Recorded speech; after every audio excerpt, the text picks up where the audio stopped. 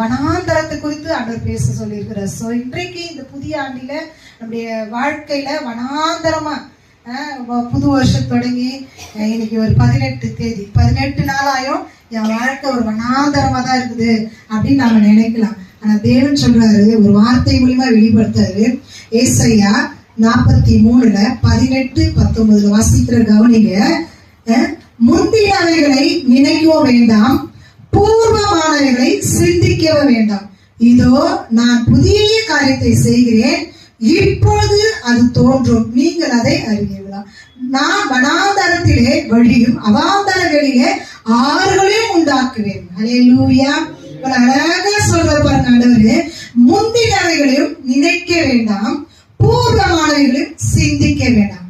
கடந்த ஆண்டில நடந்தத நினைக்காதீங்க, புதிய ஆண்டில என்ன நடக்க போதுன்னு நினைக்காதீங்க. நடுவுல நாம் கடந்து போற நாட்களிலே, பயணங்களிலே நமக்கு தேவன் என்ன செய்ய போகிறார் அதை மாத்திரம் நம்ம என்ன பண்ணணுமா, சிந்திக்கணுமா. அப்போ சிந்திக்கும் போது தேவன் சொல்றாரு, இதோ நான் புதிய காரியத்தை செய்ய போகிறேன் என்று சொல்றார். அது இப்பொழுதே அது தோன்றும், நீங்கள் அதை அறிவீர்களா? எப்படி சொல்றாரு? வனாந்தரத்துல வழிகளையும் அவாந்தர வேலையிலே ஆறுகளையும் உண்டாக்குவார். ஹல்லேலூயா, ஹல்லேலூயா. இப்படி நம்ம பார்க்கும்போது இந்த வனாந்தரமான வாழ்க்கை நம்ம எல்லார் லைஃப்லயும் வாழ்க்கையில அது இருக்கு. ஒரு காரியம் நடக்கும், ஐயோ என் வாழ்க்கையில இது நடக்கலையேன்னு சொல்லிட்டு அந்த பாதை நம்ம கடந்து போவது அது ஒரு வனாந்தரமா தெரியும், ஒன்றுமில்லாத போல தெரியும். சோ அந்த அதுல குறிச்சு நம்ம வேதத்துல ஆண்டவர் பேசுறாரு பாருங்க. ஆகாருடைய வாழ்க்கையை குறித்து பேசினார்.